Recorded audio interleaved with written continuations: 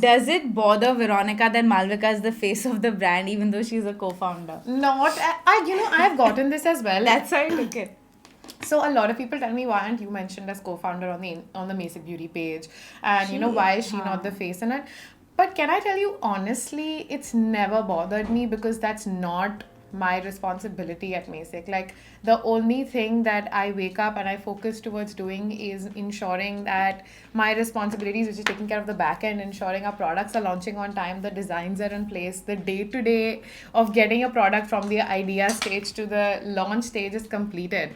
And she's the face of the brand for a reason, because it is her community that she's built, that she wanted to create something so special for. And we work on the vision together, but honestly both of us very consciously decided that she's the face of the brand. So, because that's not my forte, I'll be honest. I'm so happy being behind the camera that and she does a fabulous job being in front of it. So I don't want to reverse it. I don't want to get attention. I just want to do my work. It's very large shoes to fill to be a co-founder of a startup at this age with this experience and doing everything for the first time, that I don't even think about these things. Like, I just have to finish getting my tasks and my to-do for the week. Yeah, and it is a creator-led brand. Like, it's, it is like the community I've built for 7 years now. I'm trying to leverage that into creating a brand for it. And, that is why, and she's definitely mentioned in all the articles, and I very clearly say that I'm not the founder, it's co-founders. Both of us together as partners just fit really well. Okay, you can answer this. As a young person, what skills are important other than your degree to join a startup or a company? I'll tell you what I look for when I'm hiring, and that could sort of give you more perspective. I just look for people who have the drive to show up every day, do what it takes, and just be patient in the journey. I think the most different thing that I have the hardest time even when I'm hiring is that everyone comes with this basic expectation that, okay, after a year I'll want an appraisal. Okay, what are the working hours? I don't want to work after this hours. I want my weekends off. And I have this motto that I live by, that if you want to create an extraordinary life for yourself, you have to put in extraordinary hours. Like, it's not gonna come from a Monday to Friday 9 to 5 cutting off on the weekends. Unfortunately, it's not. And even say your pay increases and appraisals, like, I think just be patient with it. Look at the bigger picture. Look at 5-10 years from now when you're working with someone, and see the value they're bringing, because sometimes what they teach you is far greater than an appraisal in the next year, and you have to pick those battles for you. Sure, if you can't afford to sort of let go of the appraisal, I understand, but if you are in that position where money is not the topmost thing for your career, then startups are for you. Find a good person you respect and volunteer to work for free or at minimal pay, and literally just shadow them. Like, I have learned so much just by being in people's presence, putting in the hours, man. Like, don't draw your boundaries. Don't think that Saturday, Sundays need to be off. Don't think you need to get an appraisal a year because you've been working for a year. I look at my life very differently, because I'm like, I never looked at her as an opportunity to sort of make a lot of money, or I just looked at you as a person that she's super successful, she's building a great community, and if I just get to be in her presence every day, I would learn so much, and I have. Goes for everyone at the Basic team as well, and even with Akhil, like, I just be in his presence and ask him questions and try to learn a little more, and it has gotten me to where I am today. And every time Malvika texted me Saturday, Sunday, Monday, in the night, in the morning, I just showed up. Just show up. I think that's all it takes, to show up. Just take initiative, show up, and look at the bigger picture. Look at who you're working with and look at the value you're going to get, because that 20%, 30% appraisal in a year is not worth, the value this could bring 5 years from now. That's how I look at these things. So very well your answered. degree doesn't matter. Honestly, just get down there, write an email to 5 people that you respect and offer to work with them for free if you can. If you can afford to do that, do it, and just shadow them. You will be amused by how much you learn on ground. That's how I've been doing it since I was 14. So I agree with it. It's actually what I would say. Very well answered, dude. Like, yeah, everything she said is perfect. You need a little bit of skills. Like she said, even if you are just like a 12th pass and you decided, well, I don't want to study anymore, I want to work and gain experience, that's fab, but you can't expect a very high pay then because you don't have experience. But definitely pick up skills. Go to YouTube. Internet is like free. Just go there and pick up skills like she said, basic email, how to write an email, basic managerial skills that you would need, how to schedule a calendar. All of that is important if you want a role like that to begin with. And depending where you are headed to, be it like an art background, a finance background, whoever you want to shadow, just make sure that you know enough on the interview so you can like wow them, and then you show them you have the drive to stick around when that startup then becomes something. Yeah, patience is very important. How do you manage different thoughts on a particular decision? Okay, so I think Malvika and I have a very clear segregation of what her strengths are and what my strengths are. And whenever it comes down to a particular decision, we just rely on each other's. Like if we're confused and if Malvika takes like, I think we should do this, I rely on her on certain aspects. For example, when it comes down to anything related to marketing, social media, being the face of the brand, on how the product should look, if she takes the final call on it and I'll be in agreement or disagreement, but I'll trust her on it because her strength is that. Her strength comes from, aesthetics and visual representation of the product. When it comes to the back end, say hiring or, how should the flow be like, okay, what should be everyone's responsibility? Yeah. Sometimes Malvika doesn't agree with me and, I'm convincing her of it, but she takes that leap of faith. I've shown her enough to sort of trust me in the back-end capability. So we just rely on each other's strengths in different areas. Like, that's how we take decisions. We just talk about it a little more, and she literally asked me, okay, why do you think this is not okay? Okay, why do you feel good about this decision? So it makes me question my decision as well. And then I keep talking about it. And then the more we talk about it and dissect it, the more we realize, oh, this is good or not good for the brand. And then we just so Akhil keeps saying, to be a good founder or CEO, you need to make decisions with limited information. So we know that, and even if we don't have 9 out of 10 things, we need to take a call. In any way the brand is going, it literally falls on us, which is a great thing. We take accountability on our own instead of blaming everybody else. That is the job. Have you guys? Okay. No. Say the question. Vanil, have you kissed? Have you kissed for fun? Nope. Who is this? This is not some... Wow, guys, wow. What you have some wild... guys are doing in our fun time? You have some wild thoughts about the both of us, okay? Is this a boy? No, it's a woman asking this question. We are justifying. No, we haven't. We are not answering this question. She's many things in my life, dude. I don't know. She's roles I don't fulfill. That's a husband for a reason. And I have a boyfriend. How much capital is required for starting a startup? You can take that one up. It depends if you're a service-based company or a product-based company. I feel like service is much lesser because you'll just need tech and software, and that is a little bit expensive, but you can do that straight away. But I feel like product-based B2C companies are very difficult because again, you're going to mass produce a lot of things, and there are a lot of people in the middle that you have to pay for. There are a lot of advance payments you need to make. So yeah, you need a considerable amount of savings to begin your own brand if you want to do it well.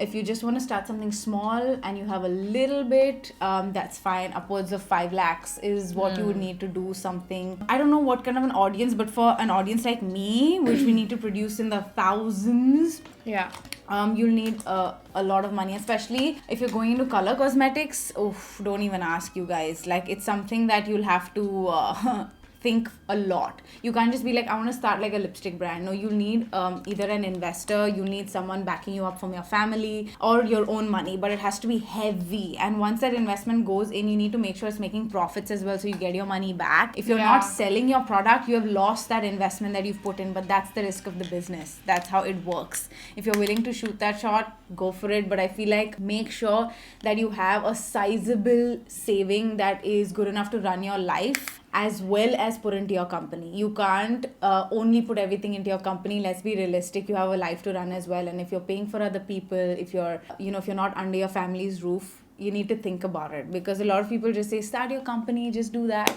But now, coming from experience, I would say that I'm so glad it took me so many years, because I had saved up so much that I was at a spot that I could be like, okay, let's do this, and even if we lose out on it, no problem, I have enough to sort of fall back on. So yeah, unless you don't have like upwards of 5 lakhs, I feel like you can't create a great company, because then you need to invest in graphic designers, you need a team, you need a team to spend on your team. You have to invest in at least 3 to 4 people that are willing to back you up, support you, do different roles with you. You can't do it alone, okay? There's no way you can start a startup alone. Yeah. A team is the foundation of a startup, and all of that takes money, and it takes money on a monthly basis. So yes, if you can have someone support you in financially, you can start a company. Yeah, absolutely. Yeah, right? You guys, y'all are like damn weird, huh?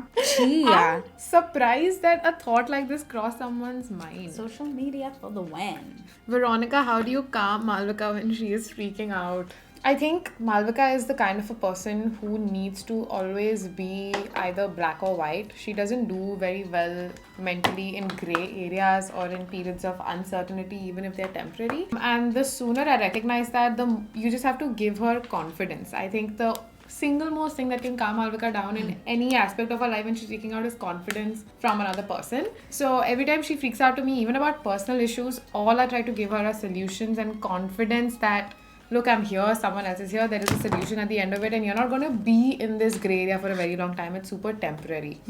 And yeah, that's how I usually calm you down. Else I just come over. Yeah, actually she does. I just come over and I try to ask her different questions. The more I ask her, the more she answers. The more she is more certain of whatever she's freaking out about, and then she calms down. And we laugh about a lot of things in the middle, and that sort of distracts her as well. So, like a child. Yeah, distract her like with toys and like food. Yeah, the first time you were upset because you were filming and it was a bad filming day, and it was one of the first months as your manager. I was like, okay, what do I do? I just sent her ice cream. I was like, I'm sending you ice cream because this is all I know how to do. And she was so happy. She's like, did you just send me Cold Stone? And I was like, yeah, I did. So it takes very little to make me happy. It does. In one of your vlogs, Veronica spoke about her father being authoritative and restrictive. Do you want to talk about that? Sure. Okay, so some backstory. I just live with my mother and my 9-year-old brother now. My father's no longer a part of my life. He chose to walk out on us, and I have had a history of abuse, verbally and physically, from my father. So does my mom. I've not had the best childhood, I would say. Everything that I have learned, everything that I have grown up with is all from my mother. I had multiple years of counseling from school, from different therapists, from friends, from everyone basically, to sort of not let it impact me in a very extreme manner negatively. So yeah, I've grown up with abuse, but I'm really grateful for having my mom around, because she protected me from seeing that side of my father for a very long time. And I think I was also just taking abuse for a very, very long time as a child, and I think only when it extended and went to my mother is when I was like, okay, no, if it's me, it's okay, but not my mom. Don't know why we're conditioned to think that way. But this need to protect my mom came forth, and I was like, I will not let it happen to someone else. And when my brother was born, I took a personal oath to myself that I will never let anyone touch my brother. And I've tried my best to maintain that. But yeah, so that's my history. That's where I come from. I have also decided to never let it define me. It's a very small part of my life, and it is always going to be a small part of my life. Yeah. But yeah, so that's me. That's my history with my father being super authoritative and restrictive. But thankfully, I'm just super grateful that he's no longer a part of my life on a day-to-day basis. Yeah. Even in the pandemic, when so many people had like their domestic abuse cases rising, tremendously, I was just counting my stars for one thing, that I was not locked up in the house with my dad. Like, I was so thankful. I was like, thank God, because this would have been like a nightmare. Like, and I think back and I don't even know how I've lived those 19-20 odd years with him. Like, I'm like, how did I ever just be okay with so many things? But I think because we grow up respecting only 2 people in our life, which are our parents, we think that, okay, this is what's supposed to happen. Is this, I'm supposed to get beaten every time I do something wrong? Yeah. Right? Yeah. I'm supposed to get hit, and then this is my punishment for it, and always living fearfully in the presence of your dad, which is like, you know, you spoke about moments where there was like discomfort in the house every time he'd get angry. There was like this vibration that you would you'd want to run away from home all the time. You know, it is so weird that my dad has a specific way of ringing the doorbell. Okay, like he would ring it like twice, like you know it's him. Okay, and I have this vivid memory that for 20 years, every time he rang the doorbell, the house atmosphere would quickly go from 0 to like stiff. Like, don't say anything, switch off all the devices, you know, go into your room, make sure your room is clean, don't give him a reason to be angry and hit you. And that's just so screwed up when I think about it, because every time he would go on these business vacations, I would be happier. Like, I would just be so confused, you know, everyone would be so happy on like Sundays and like family vacations, like my dad is around. And I'm I never felt that. I always just felt relief when dad left. So, and I was like, it took a long time to even tell myself that, okay, what you're dealing with is abuse and you're dealing with it in a very severe way. This is why you don't relate to so many of your friends. And I was the only one in my class at that point in time. I think everyone else had pretty healthy families. I had this constant need to fit in, so I would lie a lot. I would be like, no, even we went for a family vacation. I would do so much because I was desperate to be normal. And I think some part of me still is, you know, I really just want like a normal Sunday lunch, like family dinners, family vibes. And I've never gotten that. It's just always been me and my mom and my brother. Like, not even relatives. Like, just mom and me through and through. So that's the only vivid memory, the doorbell, and just like being so stiff and like making sure you don't do anything to like piss them off. Yeah, piss them off. Why was discipline so like strict? You know, it was not like, again, we used to have like a family lunch on Sunday and it was great and stuff, but it's like, I know what you're talking about, that fully loving wala family. Yeah, like going to your dad when you have issues. Like, I could never.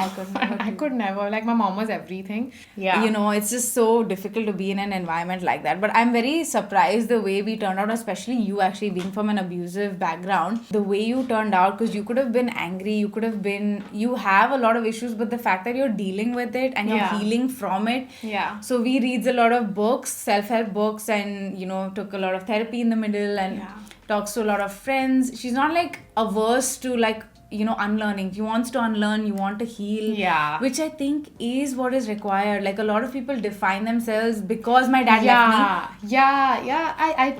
That's what I was saying, that I was watching this Grey's Anatomy episode once in 9th grade, and there's this part where Meredith just says that I'm not going to let this define me, like her abuse with her mom and everything, like her trauma with it.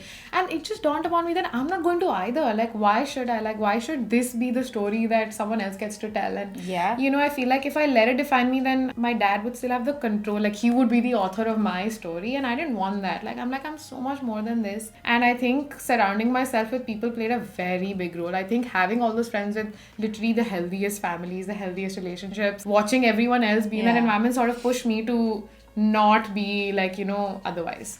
So I would do my best to behave like I belong from a normal family, if that makes sense. So, I think we're all looking to be regulated in some way in our life. We want to just feel some sort of familiarity. A lot of us in our team come from very disturbed families and backgrounds, and I think that's what bonds us together. But we no longer treat it like, oh yeah, but then he walked out on me and left me. We have left that behind. It's not a sob story. It's not a sob story. It's just a story. It's a funny story. We crack. We're like, yeah, dad left. Like, you know, it's funny. And we've just decided to take control of our lives, and that is the best thing you can do in a situation like that. Don't blame your past, you guys. It's done. Jo ho gaya. Don't give him the power, you know, to dictate your life. So you take control, define your path once again, and that's what we've done to the best of our abilities. And that's why we are able to move on in life, move on from the pain. You have to deal with your pain, dude. If you don't, it's gonna come back and haunt you. Very important, Okay, what's one thing about me that annoys you? Nothing. That's so weird. Nothing! I feel like, you know, we both have annoying characteristics, but we make fun of it instead. We don't, like, get angry. Like, like she has a lot of quirks that could annoy someone, but it just makes me laugh. Tell. Like, she is not ready to try new food items at a restaurant. Like, she is so not. And she criticizes every person's hummus. Like, what? Every person's hummus? Like, she has not liked any restaurant's hummus. And I'm like, it's not that bad, but she just... No. She's like, I know a good hummus. Okay, I'm Middle Eastern. I know hummus.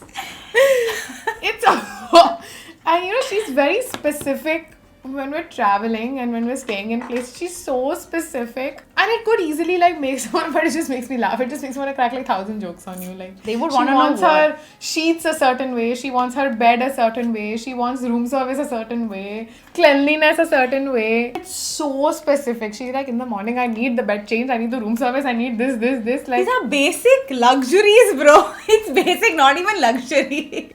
Yeah, this was our Goa trip, guys. We're talking about. Yeah. So it was a pretty Airbnb, but I was like, nope. We are never staying in an Airbnb ever again. Girl, I just generalized Airbnbs in general. But yeah, I think all of her quirks are funny for me. I just bully her on it. I just crack 1,000 jokes. I don't like hate or get annoyed by anything. Yeah. Look, there was a part of my life, okay, that while growing up, when those teenagers actually define you, those teenagers who you fall in love with, how your parents treat you. And I feel like those days, my teenage years up until my early 20s were very, very luxurious and rich. So I think I grew into that habit of feeling luxury every time I go. I want the best. I don't want mediocrity. And that is just something that's instilled in me. And I've stayed, guys, I've stayed in 1-bedroom apartments. I've stayed on the ground. I've slept on the floor. So it's not like I'm bougie and shit. No, she's not. But I prefer... Look, if you're in a position to get a little bit of luxury, get a little bit of service that you're paying for, I think we should get that service.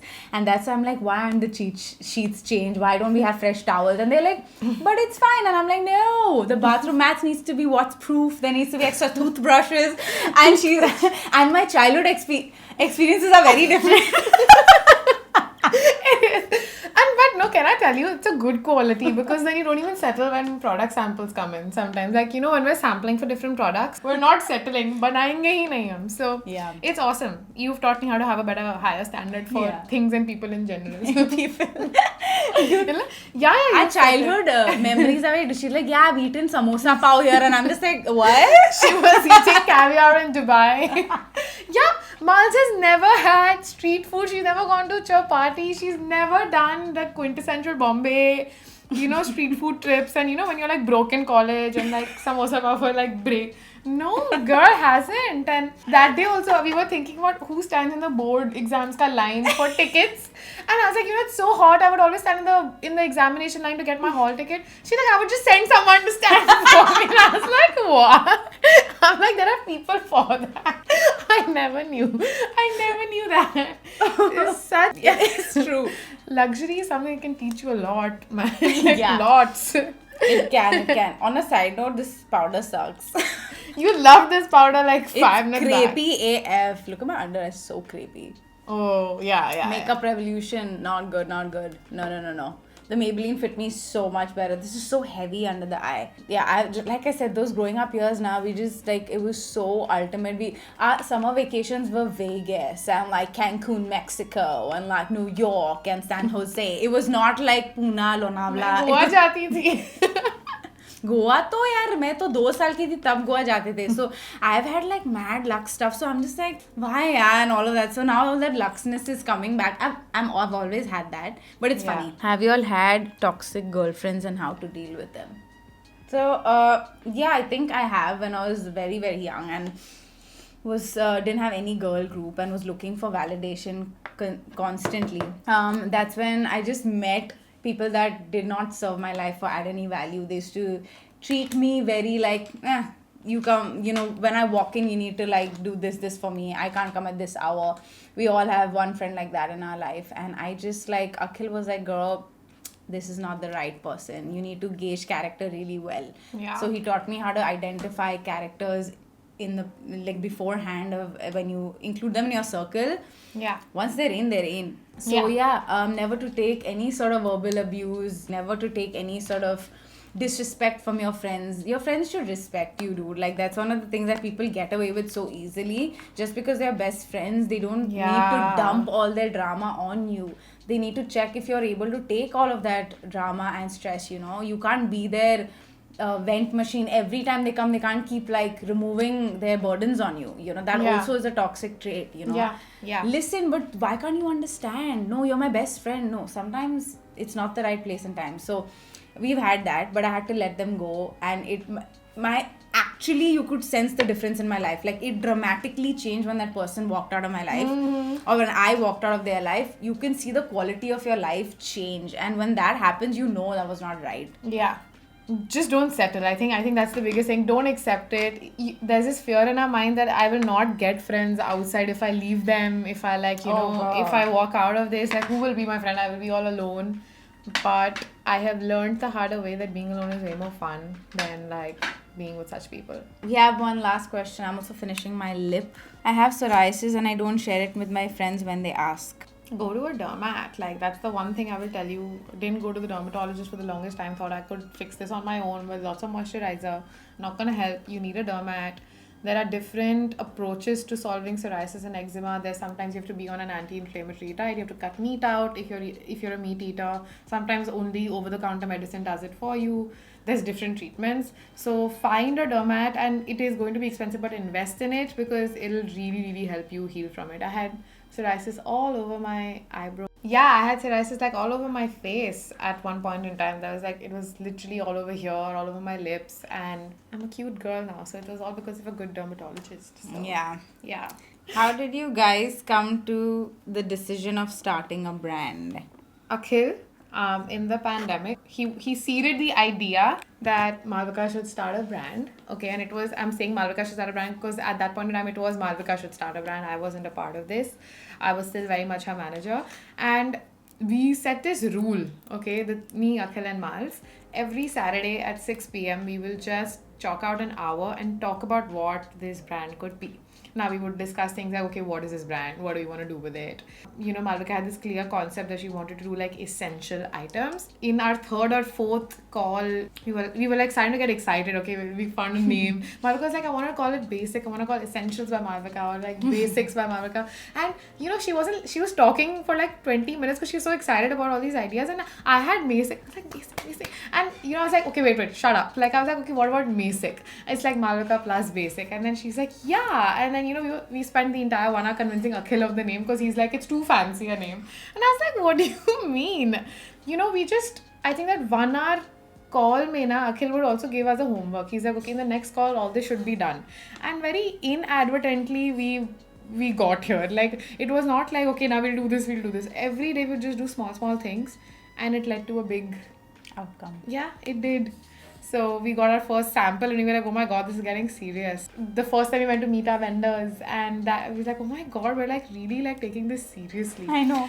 But it got the most real when Akhil is okay, Malvika has to make a choice. It's either going to be Basic or it's going to be, Malvika's brand manager. And I made the choice, and then we had to hire someone else. And the day we hired that, I was oh shit, it's so real. Now I have to do Basic. There's no option because the brand manager has come in. Varsha came in. And then I told Akhil, I'm listen, I'm over and out from being Malvika's manager. And it was very sad for us, personally. Yeah, it was. So I think that's the day it got the most real. Okay, shit, now there's no going back. So yeah, and you can't be you can't manage someone and run a brand. You can't do that. It's really hard. Very hard. So. Everyone has strengths, and you should just focus on your strengths and do the best. This is our final look. The powder sucks. But it looks good on camera. But I can tell in real life that it's not good. Yeah, I can tell in every which way that this powder is too bright. And I don't love a very bright under eye look. No, yeah. Look, yeah, there is it. This is the makeup look. Very standard, very normal. Thank you so much for joining us on this video. Let me know if you want to get her back with some more questions, because I feel you guys asked almost similar questions and we picked from that. So yeah, this is her. Now you guys know her really well. I will leave all her credentials down below. Her socials down below. Veronica is food obsessed, and she recommends really good cafes around Mumbai and wherever she visits, Bangalore, Delhi and stuff. So in case you guys want to check out places for good coffee, sushi, Asian, I don't know what she's doing now, but her food guides, if you can tell them about it. Yeah. It honestly just started as a competition between me and my boyfriend Pranav. Every time we would plan a date night, we would get really competitive on who would deliver a better date night, and I won all of them. And so in that quest, I found out about insanely good places. So and I stopped settling for like mediocre food in the city. So yeah, that's what I do. You can check out my guides. Please support Basic Beauty. Everything will be down below. Support us, love us, buy products. Yeah, please. Fun stuff coming this year, so please stick with us. Yeah, super excited about all the upcoming launches this year. Alright guys, bye. Thank you so much for joining in. It's a wrap. A salad wrap. Yeah, no, this should just be like your outro. Like, it's a salad wrap. Thumbnail time. Yeah, I remembered as a thumbnail lena hai. Ab pata hai tujhe. I was brand manager.